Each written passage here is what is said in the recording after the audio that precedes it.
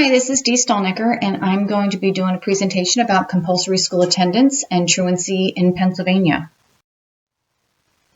I'm going to explain the educational laws related to truancy by way of a historical timeline.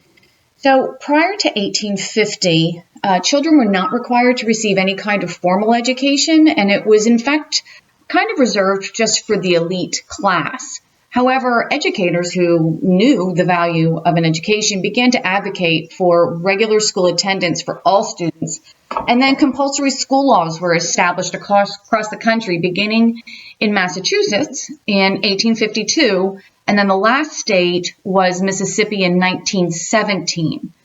Pennsylvania passed compulsory school attendance in 1895, which stated that children must be enrolled by age 8 and must stay in school until age 17. This law still stands today.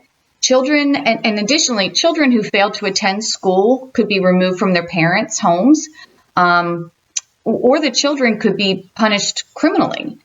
This changed with the Juvenile Justice and Delinquency Prevention Act of 1974, which said that children couldn't be punished criminally for this type of offense, as well as some other illegal types of criminal behaviors that were being accosted against children.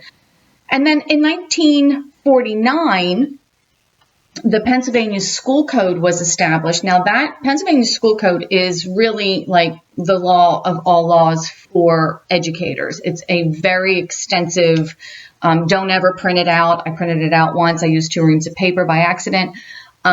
But it actually encompasses all the school laws. In 1961, the Pennsylvania Department of Education, PDE, established the Home and School Visitors Education Certification, which provided school districts with a person that their primary job was to increase attendance rate and decrease truancy. And then most recently, in 2016, Governor Wolf signed Act 138, which further supports students attending school, but it also put the onus on school districts to do everything they can to help children attend school more regularly. Now, as a side note, I just saw our House Education Committee hearing on compulsory school attendance on June 6th. Governor Wolf wants to change compulsory school attendance from age 8 to 17, and he wants to change that to age 6 as the entering age to age 18. There was little opposition to the testimony, and Secretary Pedro Rivera said, interestingly, that Pennsylvania is one of only 2 states in the country, Washington State being the other one, that still uses age 8 as the entering age for students.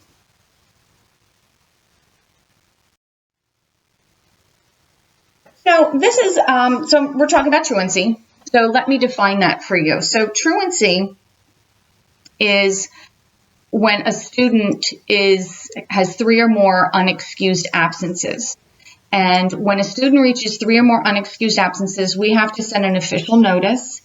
And then you can do what's called a student attendance improvement conference to develop a student attendance improvement plan, which is right over here. This is the one that I use. There's many different forms. You just have to have the components in them, like the demographic, the assessment, what are some strengths, what are some solutions and consequences. But in my district, we do them after 3 unexcused absences. And if the student's attendance improves, then we don't have to do anything further. However, if the student continues to be absent and they accrue 6 or more unexcused absences, then they become what's called habitually truant. And then we have to, some districts then do a student attendance improvement conference. We don't, we already did it at 3. And, but at that point, you can refer them to attendance improvement programs. Some schools use their student assistance program for that. Some counties, some districts have actual attendance improvement programs that the community may develop, or community agencies. We can also refer to children and youth, and we can refer to the district magistrate for court. So I want to tell you a little bit about the person that I interviewed. She is a female, and she is in one of the neighboring districts. I know her professionally. She is a home and school visitor. She's a peer home and school visitor, which means she has a degree in psychology, not in school social work, and she's been doing this for a good 15 years. So some of her outcomes that she's talked about is the fact that, some of the obstacles is that her outcomes are attached to the behaviors of others, which can be frustrating. So she really has to produce outcomes. And additionally, one of her concerns is that she has to play both good cop and bad cop. So she encourages kids to come together. What are the barriers preventing you from coming? Let me try and help. But then if they don't improve their attendance, then she has to take them to court or call children and youth. And that she really doesn't like. She collaborates a lot with the district magistrate's office, and she'll ask for leniency when that's appropriate, but she'll also ask for accountability from the district magistrate when the student or family are not making efforts to attend school. We talked a little bit about the laws that are affecting her work and also through Act 138.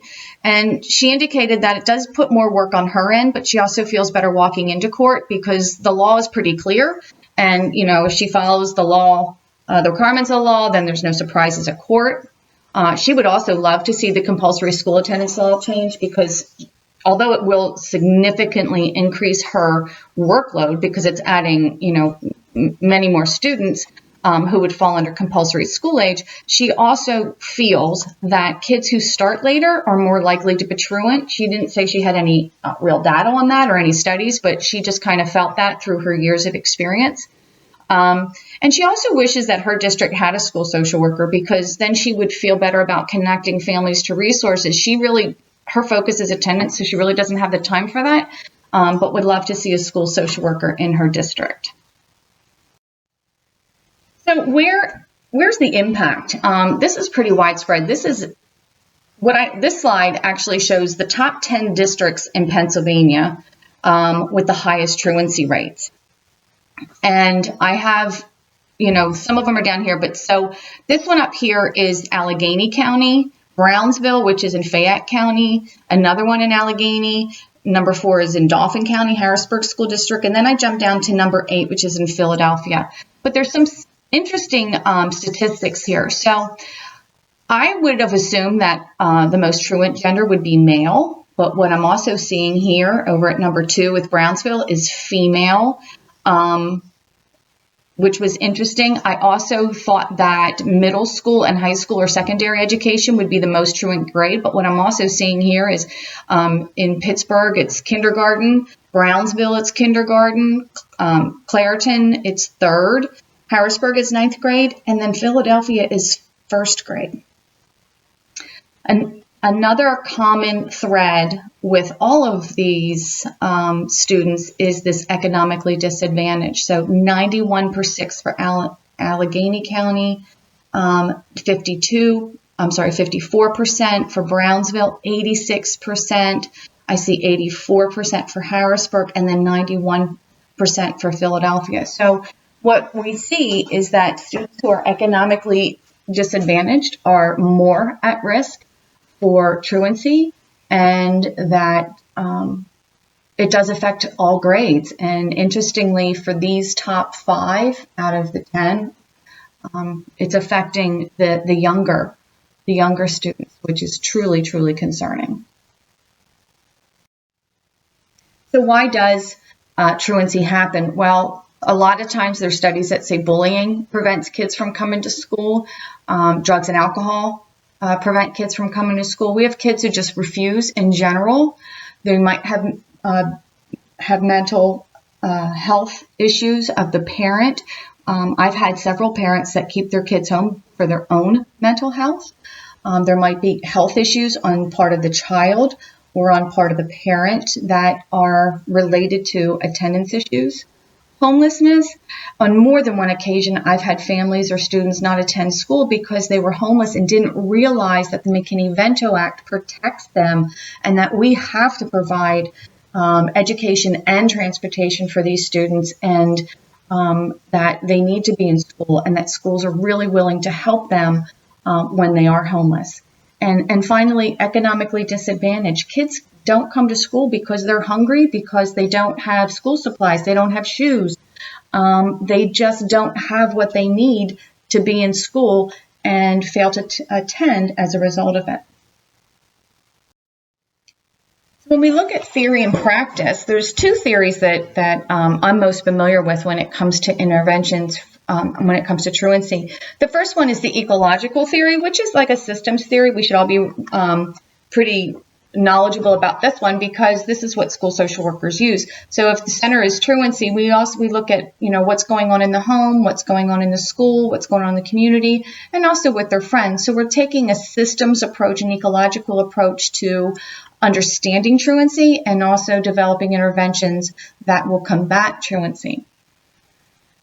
The other one is called behavioral theory, and this gets back into the applied behavioral analysis theories, where you look at the function of behavior, which is of the truancy.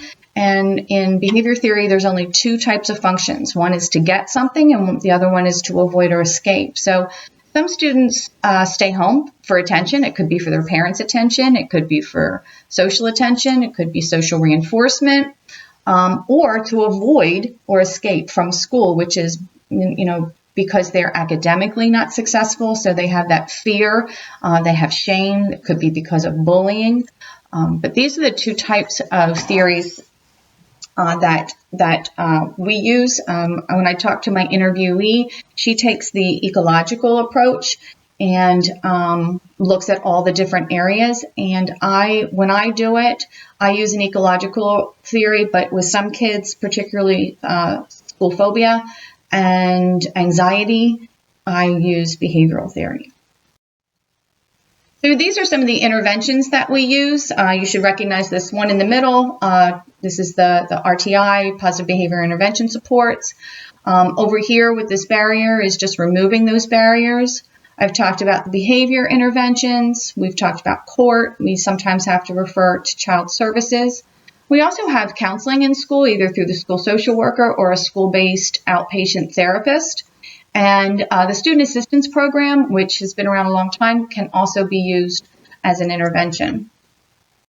But what's interesting is these are the only evidence-based interventions that are around. So we do RTI is great, and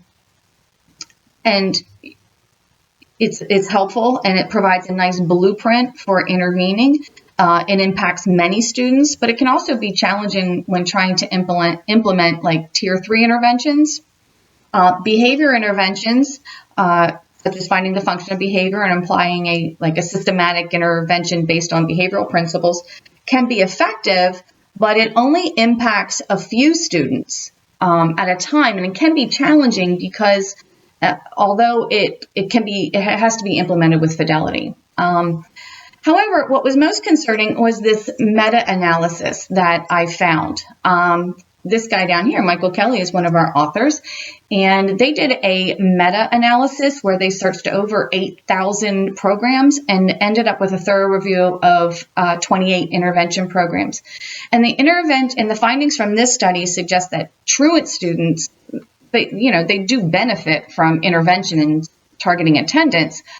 So it's definitely worthwhile to intervene. But the interventions that they reviewed in the study found no improvement of attendance overall, or just a moderate improvement. And then post-test results showed that long-term effects were not supported. They found that collaborative methods, using agencies, school, home, community, all that, were no more effective than a simple non-collaborative intervention, and that interventions that were implemented for only a couple hours in duration versus those implemented over the course of like a whole school year produced substantially similar effects. So long-term and short-term interventions really didn't have much of a difference. To summarize, truancy is this study supports a further need for developing and studying truancy intervention truancy prevention programs to find something that really works. You have demonstrated effective and long-term results. Districts, we follow the laws of Act 138, and school social workers and home and school visitors are primarily responsible for those truancy outcomes. Hope you enjoyed the presentation, and I look forward to your feedback.